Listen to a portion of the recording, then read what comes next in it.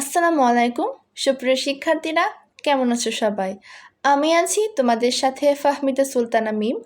আজ আমি তোমাদের পড়াবো সপ্তম শ্রেণীর বাংলাদেশ ও বিশ্ব পরিচয়। গত ক্লাসে আমরা পড়েছিলাম দ্বিতীয় অধ্যায় বাংলাদেশের সংস্কৃতি ও সাংস্কৃতিক বৈচিত্র্য। আজকে আমরা পড়ব তৃতীয় অধ্যায় পরিবারে শিশুর বেড়ে ওঠা। দেখো, লিখেছে পরিবারে শিশুর বেড়ে ওঠা, অর্থাৎ জন্ম থেকে মৃত্যু পর্যন্ত একটা শিশু যে অবস্থানে থেকে বেড়ে ওঠে, কথা শিখে, হাঁটা চলা শিখে, নম্রতা, ভদ্রতা, ব্যবহার, অর্থাৎ একটা শিশুর বেড়ে ওঠার জন্য যা যা প্রয়োজন সে পরিবার থেকে পেয়ে থাকে। তো এই জন্যই বলা হয়েছে পরিবারে শিশুর বেড়ে ওঠা। তো চলো আমরা পাঠটি শুরু করি। তার আগে তোমাদেরকে বলি, আমি যে লাইনগুলো দাগাবো তোমরা অবশ্যই দাগিয়ে ফেলবে এবং নোট করে ফেলবে, যার ফলে তোমাদের পরীক্ষাতে কোনো সমস্যাই হবে না। তোমরা দেখে যাবে, আমি যে লাইনগুলো দাগাবো তোমরা তো দেখে যাবে, আর পাঠটা তো বুঝিয়ে দিচ্ছি, খুবই সহজে তোমরা পরীক্ষাতে লিখে আসতে পারবে। তো চলো কথা না বাড়িয়ে আমরা পাঠটা পড়া শুরু করে দেই। পরিবার হচ্ছে শিশুর বেড়ে ওঠার শ্রুতি কারাগার, অর্থাৎ এটাই হচ্ছে শিশুর প্রথম স্থান, যেখানে শিশু কী করে, তাদের কথাবার্তা, আচার আচরণ, ব্যবহার সব কিছুর শিক্ষা লাভ করে। পরিবারের মাধ্যমে শিশুর সামাজিকীকরণ শুরু হয়। এখন তোমাদের মনে প্রশ্ন আসতে পারে যে সামাজিকরণটা কি? অর্থাৎ জন্ম থেকে মৃত্যু পর্যন্ত ভেতরে যে কার্যক্রমগুলো হয়, অর্থাৎ তার আচার ব্যবহার, তার নম্রতা, তার ভদ্রতা, সে কি করবে, ভালো মন্দ খারাপ, অর্থাৎ একটা ভালো মানুষ হিসেবে গড়ে তোলার জন্য যা যা প্রয়োজন, মানে জন্ম থেকে মৃত্যু পর্যন্ত যে অবস্থান করে সেটাই হচ্ছে সামাজিকরণ। অর্থাৎ সহজ কথা হচ্ছে, জন্ম থেকে মৃত্যুর আগ পর্যন্ত সে যেই কাজকর্মগুলো করে সেগুলো হচ্ছে সামাজিকীকরণ। বুঝতে পেরেছ? নানা বিবর্তনের মাধ্যমে পরিবার আজকের পর্যায়ে এসে উপনীত হয়েছে। বিবর্তন মানে হচ্ছে ধাপে ধাপে। আগে কিন্তু পরিবার বলতে কিছু ছিল না, সমাজই ছিল না, পরিবার আসবে কিভাবে বলো? তারপরে লিখেছে সভ্যতার সূচনা লগ্ন থেকে মানব সমাজের সবচেয়ে গুরুত্বপূর্ণ সামাজিক প্রতিষ্ঠান হচ্ছে কি? পরিবার। পরিবার সমাজের ক্ষুদ্র একক, দাগিয়ে ফেলো। পরিবার সমাজের কি একক? ক্ষুদ্র একক। এই অধ্যায়ে পরিবারের ধরন ও সামাজিকীকরণের বিভিন্ন বিষয়াবলী আমরা কি করব? বর্ণনা করব। তার আগে আমরা দেখি যে এই পাঠ শেষে আমরা কী কী শিখতে পারবো। প্রথমে আছে পরিবারের ধারণা ও বিভিন্ন ধরন সম্পর্কে ব্যাখ্যা করতে পারবো। তারপর আছে বাংলাদেশের গ্রাম ও শহরে পরিবারের মধ্যে পার্থক্য ব্যাখ্যা করতে পারবো। তারপর আছে দেখো শিশুর সামাজিকীকরণে নির্ভরশীল পরিবারের ভূমিকা পালন করতে পারবো। শিশুর সামাজিকীকরণে পরিবারের সদস্যদের ভূমিকা বর্ণনা করতে এবং পারস্পরিক সম্পর্কের গুরুত্ব ব্যাখ্যা করতে পারবো। মানবিক ও সামাজিক গুণাবলী রপ্ত করে পারিবারিক ও সামাজিক সম্পর্ক উন্নয়নের যোগ্যতা অর্জন করব এবং শৃঙ্খলাপূর্ণ আচরণে উদ্বুদ্ধ হতে পারবো। অর্থাৎ একটা পরিবার থেকে একটা শিশু কি কি আচার আচরণ লাভ করতে পারে এবং শহরে মানুষের জীবন ব্যবস্থাটা মানে শহরে সমাজের শিশুরা কীভাবে বেড়ে ওঠে এবং গ্রামীণ সমাজের শিশুরা কীভাবে বেড়ে ওঠে, সেই সব কিছু আমরা যাবতীয়গুলো আমরা কী করবো? বিস্তারিতভাবে এখন আলোচনা করব। দেখো, শুরুতেই আছে পরিবারের ধারণা ও ধরন। পরিবার একটি সামাজিক সংগঠন। পরিবার কি? পরিবার হচ্ছে একটি সামাজিক সংগঠন। দাগাও। পরিবার থেকে মানব জাতির বিকাশ ঘটেছে এবং তার সাথে সমাজের অগ্রগতি হয়েছে। একই সঙ্গে বসবাসকারী কয়েকজন ব্যক্তির সমষ্টিকে পরিবার বলে, যা বিয়ে, আত্মীয়তা অথবা পিতামাতার সূত্রে বন্ধন আবদ্ধ একটি সামাজিক প্রতিষ্ঠান। অর্থাৎ পরিবার কিভাবে গঠিত হয়? বিবাহ বন্ধনের মাধ্যমে কি হয়? পরিবার গঠিত হয়। পরিবারের প্রত্যেক সদস্যদের নির্দিষ্ট কিছু দায়িত্ব কর্তব্য থাকে। সদস্যদের মধ্যে থাকে গভীর সম্পর্ক, যার মূলে রয়েছে স্নেহ, মায়া, মমতা, ভালোবাসা, আবেগীয় সম্পর্ক। সমাজের প্রাথমিক শিক্ষা প্রাথমিক প্রতিষ্ঠান হিসেবে পরিবার নানা রকম দায়িত্ব পালন করে।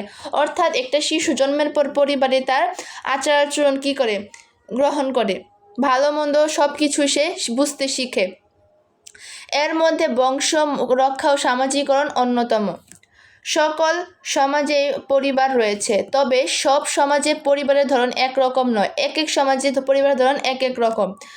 বৈশিষ্ট্যের দিক থেকে পরিবারের ধরনও ভিন্ন রয়েছে। পরের পৃষ্ঠায় আমরা কয়েকটি ধরন সম্পর্কে আলোচনা করব। দেখো, আছে একক পরিবার ও যৌথ পরিবার। স্বামী স্ত্রী ও তার অবিবাহিত সন্তান নিয়ে গঠিত হয়, সেটা হচ্ছে একক পরিবার। প্রশ্ন আসতে পারে জ্ঞানমূলক যে একক পরিবার কি, বলবে স্বামী স্ত্রী ও তার অবিবাহিত সন্তান নিয়ে যে পরিবার গঠিত হয় সেটাই হচ্ছে একক পরিবার। সন্তান প্রাপ্তবয়স্ক হয়ে বিয়ে করে আলাদা পরিবার গঠন করে, তখন আরেকটি নতুন একক পরিবার কি হয়, গঠন হয়। এভাবে পর্যায়ক্রমে কিন্তু চলতেই থাকবে। বাংলাদেশের শহর অঞ্চলে একক পরিবারের সংখ্যা সবচেয়ে বেশি। কোথায় বেশি? শহর অঞ্চলে। অপরদিকে রক্তের সম্পর্কের ভিত্তিতে একক পরিবার মিলে যৌথ পরিবার গঠিত হয়। অর্থাৎ কোনো পরিবারে বাবা মার সাথে যদি তাদের কারোর বাবা মা বা এক বা একাধিক ভাই বোন বা সন্তান দাদা দাদি, তারপর চাচা চাচি ফুফু একত্রে বসবাস করতে বলা হয় যৌথ পরিবার। বাংলাদেশের গ্রামাঞ্চলে যৌথ পরিবার বেশি দেখা যায়।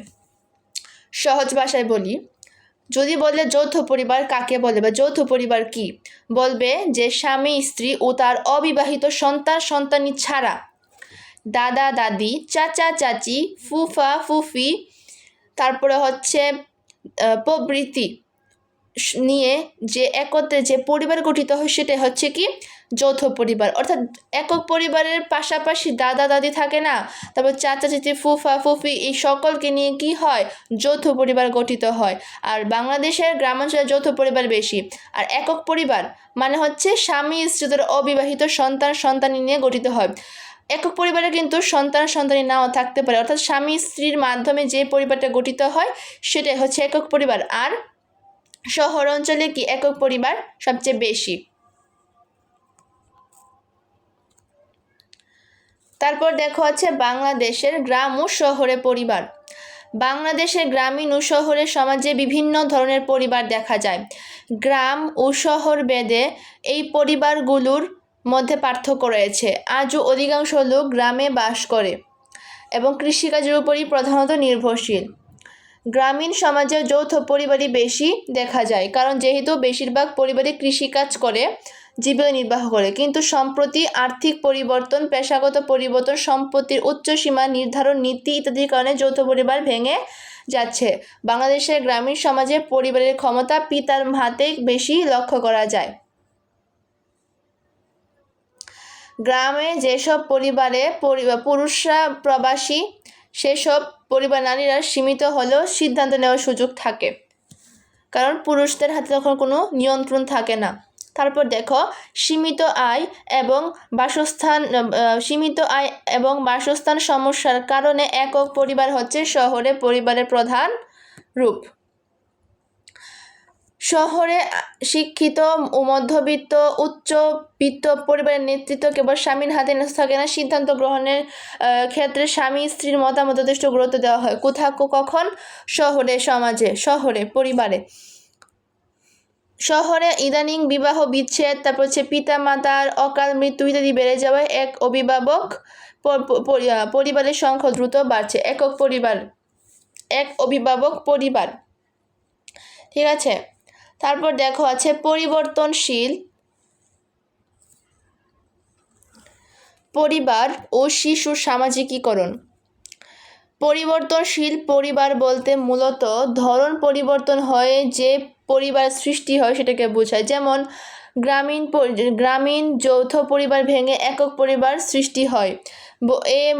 এর মূলে বহু কারণ রয়েছে। এর মধ্যে অধিক গুরুত্বপূর্ণ হচ্ছে জনসংখ্যা, পারিবারিক দ্বন্দ্ব, বিবাহ বিচ্ছেদ, নারী কর্মসংস্থান, নানা কারণে হতে পারে। অনেকে কিন্তু চাকরির সুবাদে কিন্তু শহরে জীবনযাপন করে এবং যৌথ পরিবার ভেঙে একক পরিবার গঠন করে। তাছাড়া গ্রাম ও শহরে পরিবারের সদস্যদের ভূমিকার পরিবর্তনও ঘটেছে।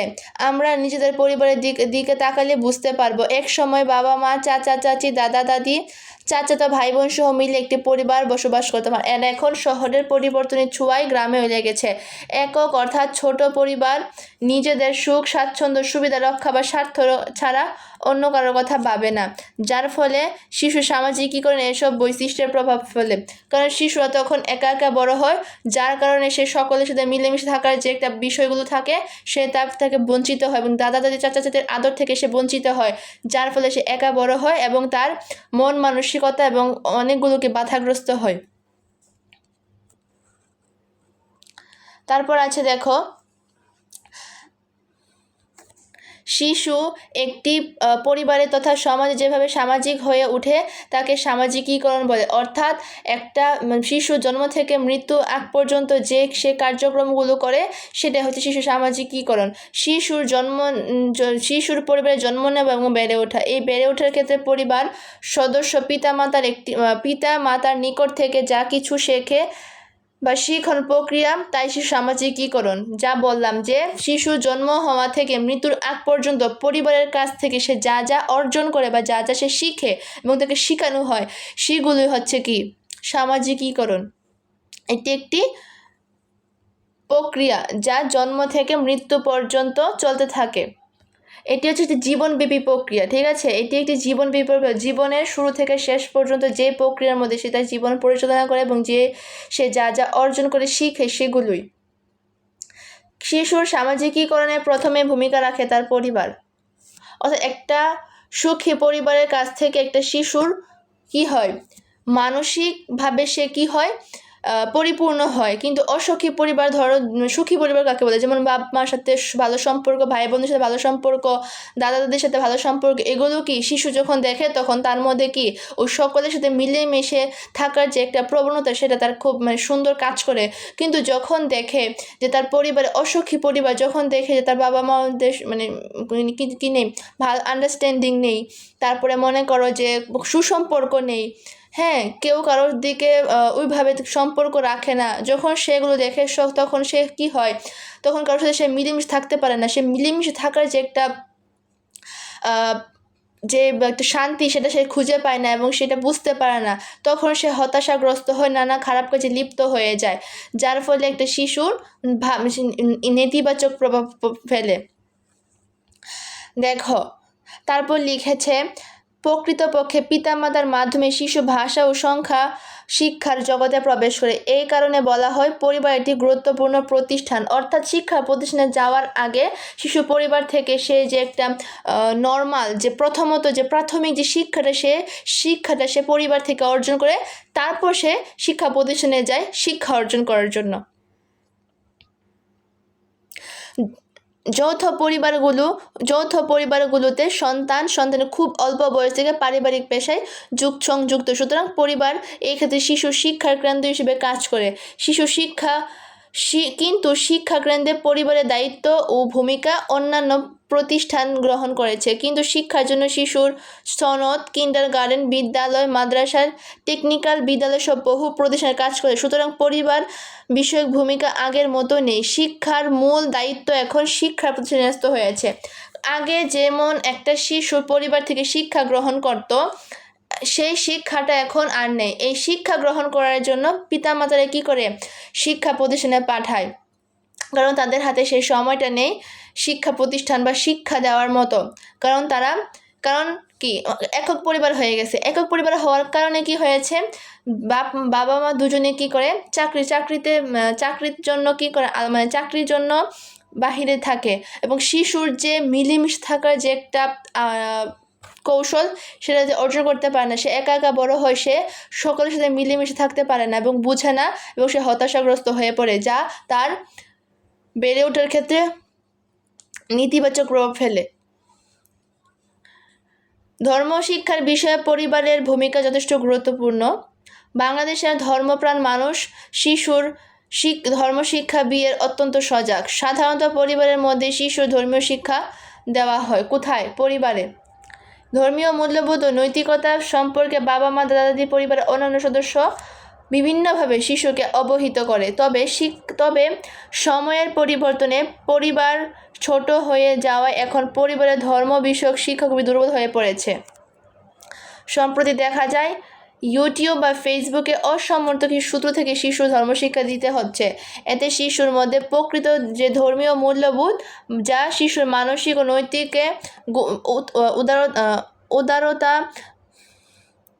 গুণ তৈরি করে সেটি বাধাগ্রস্ত হচ্ছে। অর্থাৎ সরাসরি যে শিক্ষা গ্রহণ করাটা, যে আন্তরিকতা, সেটা সে অনলাইন থেকে পায় না, যার কারণে কি হয়, তার মানবিক, নৈতিক এবং উদারতার যে গুণটা সেটা তার বাধাগ্রস্ত হচ্ছে। তারপর দেখো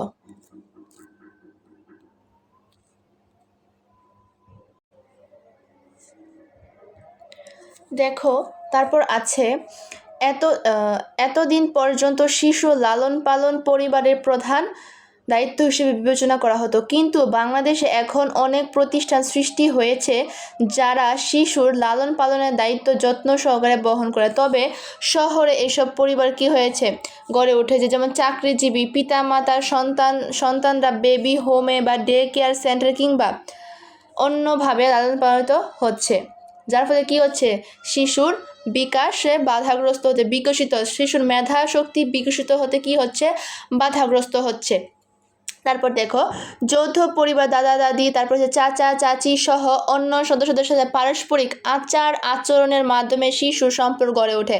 এসব সম্পর্কের মধ্য দিয়ে শিশু সহযোগিতা, তারপর সহিষ্ণুতা, সহমর্মিতা, সহনশীলতা, নিরাপত্তা বোধ, সমানভাবে অংশীদার প্রবণতা ইত্যাদি গুণ অর্জন করে সামাজিক শিক্ষা পায় বা সামাজিকীকরণের প্রভাব ফেলে। তবে যৌথ পরিবার কমে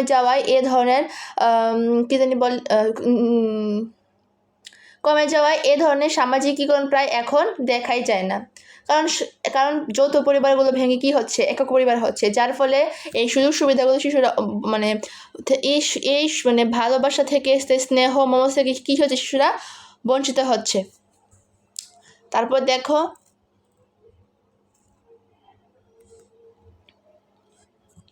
উত্তরাধিকারের মাধ্যমে পরিবারের সম্পদ এবং সম্পত্তি বন্টন ও ব্যবস্থাপনা হয়ে থাকে। নারী ও পুরুষ সম্পদের মধ্যে সম্পত্তির ন্যায় বন্টন এখানে প্রতিটি পরিবার নিজস্ব ধর্মীয় অনুশাসন দ্বারা নির্ধারিত হয়। পরিবারের অনেক দায়িত্ব বিভিন্ন সামাজিক ও ধর্মীয় প্রতিষ্ঠান পালন করছে। শিক্ষা, বিনোদন, অর্থনীতি, উৎপাদন ইত্যাদি অনেক কাজ এখন পরিবারের বাহিরে সম্পন্ন হচ্ছে। তারপর যেমন পার্ক, জাদুঘর ও চিড়িয়াখানার মতো বিনোদনমূলক ব্যবস্থা পরিবার করছে না। তবে জন্মদিন, বিয়ের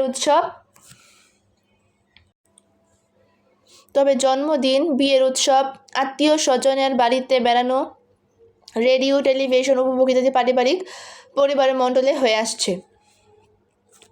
তারপর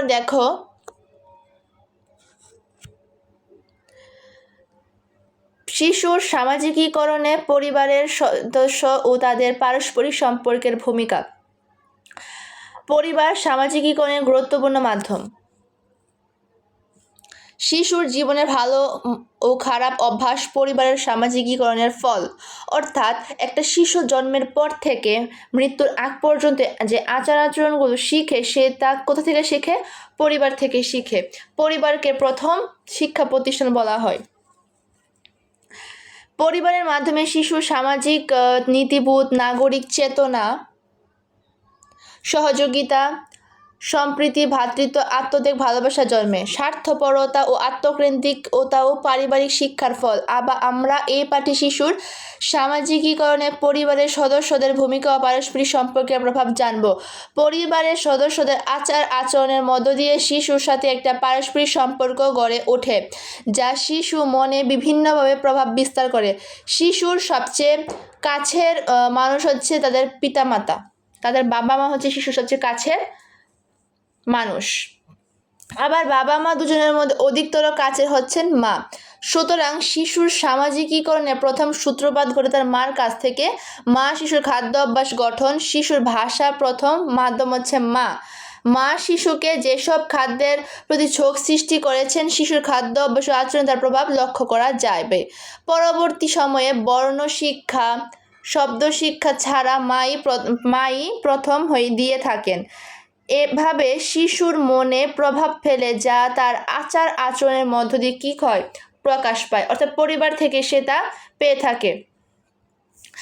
বাবা ও মা যখন একক বা যৌথভাবে পরিবারের জন্য উপার্জন করেন, তখন পরিবার পরিচালনার জন্য তাদেরকে অনেক নিয়ম শৃঙ্খলা প্রয়োগ করতে হয়। পিতারা এই আচরণ ও মূল্যবোধ শিশুর সামাজিকীকরণকে প্রভাবিত করে। তোমরা নিজের পরিবারের পিতামাতা ভাই বোন যে ভূমিকা পালন করে তা লক্ষ্য করে দেখতে পারো। দেখবে পরিবারের বড় ভাই ও বোনদের কাছ থেকে তোমরা বিভিন্ন কাজে সহযোগিতা, সহমর্মিতা, শৃঙ্খলা, নিয়ম, স্নেহ, ভালোবাসা প্রভৃতি শিক্ষা পেয়ে থাকেও। পরবর্তী সময়ে এর প্রভাব তোমাদের আচরণে লক্ষ্য করা যায়। দাদা দাদি, নানা নানি, চাচা চাচি, চাচাতো ভাই বোন এবং নিকট আত্মীয়দের অনেক বিষয় শিশুর আচরণে রেখাপাত করে। এটি শিশুর নিজ সম্পর্কে ধারণা সমৃদ্ধ ও সুদৃঢ় করে। সমাজবিজ্ঞানীরা মনে করেন শিশুর নিজ ও অপর সম্পর্কে ধারণা তৈরি করা হয় তারা পরিজনদের কাছ থেকে, যা পরবর্তীতে আত্মপরিচয় গঠনে কী করে, সহায়তা করে।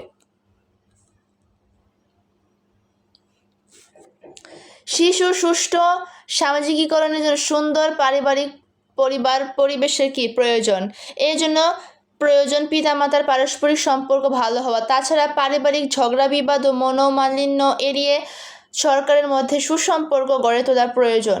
এই সবই শিশুর সুষ্ঠু সামাজিকীকরণে প্রভাব ফেলে। অর্থাৎ একটু আগে আমি বলেছি যে পিতামাতার মধ্যে যদি ভালো সম্পর্ক বা পরিবারের মধ্যে যদি ভালো সম্পর্ক থাকে, একটা শিশু সেখান থেকে ইতিবাচক শিখবে, ভালো মন্দ বিচার করতে শিখবে এবং সকলের সাথে মিলেমিশে থাকার যে বিষয়টা সেটা বুঝতে শিখবে। কিন্তু যখন দেখবে পিতামাতার সাথে ভালো সম্পর্ক নেই, ঝগড়া বিবাদ লেগে থাকছে, তখন তাদের মধ্যে একটা খারাপ একটা দৃষ্টিভঙ্গি চলে আসবে এবং তখন তারা হতাশা এবং নানা ধরনের চিন্তা বিভোর থাকবে এবং তাদের সামাজিকীকরণে কী করবে, বাধা সৃষ্টি করবে।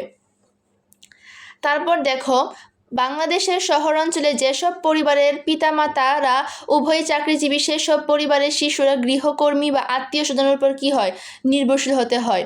এইসব পরিবারের পিতামাতারা শিশুদের জন্য খাদ্য, খেলাধুলা, বিনোদনের প্রয়োজনে সময় দিতে পারে না, ফলে শিশুর সামাজিকীকরণে বাবা মার পাশাপাশি অন্যদের ভূমিকাও গুরুত্বপূর্ণ হয়ে ওঠে। পারিবারিক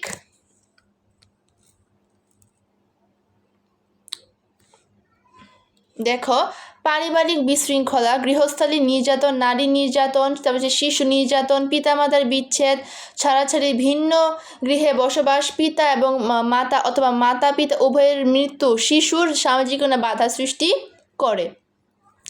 এসব পরিবারের শিশু সামাজিকীকরণে কী হয়, বাধাগ্রস্ত হয়। এসব শিশুর আচরণে একাত্মতা, ভয়, আবাসন অর্থাৎ বাসাবাদের, ট্রমা, প্রতিহিংসা, আত্মকেন্দ্রিক মনোভাবে নানা ধরনের মানসিক সমস্যা দেখা দিতে পারে। সুতরাং শিশুর সামাজিকীকরণে পরিবারের সদস্যদের ভূমিকা গুরুত্বপূর্ণ। অনেক সময় দেখা যায় অত্যাধিক শাসন কিংবা অধিক স্নেহ শিশুর সামাজিকীকরণ বাধাগ্রস্ত করে, অর্থাৎ অতিরিক্ত কোনো কিছুই ভালো না। একটা মধ্যমপন্থা অবলম্বন করার মাধ্যমে শিশুর ভালো মন্দ খারাপ সব কিছু বোঝার কী হবে, সে মন মানসিকতা তৈরি হবে এবং সে তার তখন সামাজিকীকরণে কী হবে না, বাধাগ্রস্ত হবে না। এই কারণে শিশুর আচরণ গঠনের প্রতি পিতামাতা ও পরিবারের অন্য সদস্যদের ভূমিকা সমন্বয় করতে হবে। পরিবারের সকল সদস্যদের ভূমিকার মধ্যে সমন্বয় সাধন শিশুর কি আচরণ নিয়ন্ত্রণের সহায়ক। এইসব শিশুকে আত্মসচেতন ব্যক্তিত্ববান হিসেবে গড়ে তুলতে সহায়তা করবে। অর্থাৎ একটা শিশু যখন দেখবে একটা পরিবারের মধ্যে ভালো সম্পর্ক, সুসম্পর্ক এবং একে অপরের কাজে সহযোগিতা করছে, তখন সে সেখান থেকে সেই ভালো জিনিসটা গ্রহণ করবে। কিন্তু যখন দেখবে একটা পরিবারের মধ্যে ঝগড়া বিবাদ লেগে থাকে, কারণ সুসম্পর্ক নেই, ভালো সম্পর্ক নেই, তখন সে সেখান থেকে কি নানা ধরনের হীনমন্যতায় ভুগবে এবং নানা ধরনের বাধাগ্রস্ততার শিকার হবে।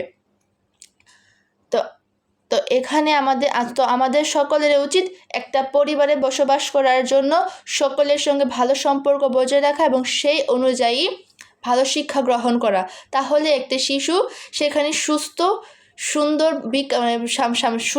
সুন্দর এবং স্নেহ সহযোগিতা, তারপর হচ্ছে আদর ভালোবাসা সকল কিছু পেয়ে সে কি সুস্থভাবে বেড়ে উঠতে সক্ষম হবে।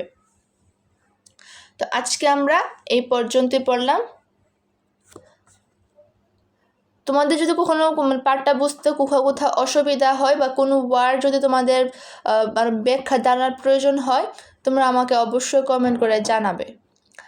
আর পাঠটা অবশ্যই বুঝতে পেরেছো কি না আমাকে জানাবে, এবং বুঝতে যদি না পারো সেটাও জানাবে। আমি তোমাদেরকে আরও ভালোভাবে বুঝিয়ে দেওয়ার চেষ্টা করবো। দেখো, এখানে কিন্তু কিছু অনুশীলনী আছে, কয়েকটা অনুশীলনী আছে। তোমরা পাঠটা পড়ে এখানে নিজে নিজে অনুশীলন করার চেষ্টা করবে, এবং আরও ভালো প্রিপারেশনের জন্য তোমরা কী করবে, গাইডে যে এক্সট্রা যে বোর্ড কোয়েশনগুলো আছে সেগুলো সলভ করবে, আরও তোমাদের জন্য সুবিধা হবে। আর দেখো, এখানে যে সৃজনশীল আছে আর সংক্ষিপ্ত প্রশ্ন আছে। তো এগুলো তোমরা যখন পাঠটা পড়বে না, তখন তুমি এগুলো খুবই ভালোভাবে পড়তে পারবে এবং তুমি শিখে ফেলবে। তো যদি না পারো সমস্যা নেই, আমি তো আছি তোমাদের সাথে। যদি না পারো কোনো সমস্যা নেই, আমি তোমাকে সম্পূর্ণটা আবার বুঝিয়ে দিব কীভাবে কী হয়েছে, এবং সৃজনশীল কীভাবে লিখতে হয় সেই টেকনিকও তোমাদের জানিয়ে দেব। তো আমাকে অবশ্যই কমেন্ট করতে হবে, এবং কীভাবে কী করলে তোমরা উপকৃত হবে সেটা তো আমাকে অবশ্যই জানাতে ভুলবে না। তো আজকে এই পর্যন্ত, ততক্ষণ পর্যন্ত ভালো থাকো, সুস্থ থাকো, আল্লাহ হাফেজ।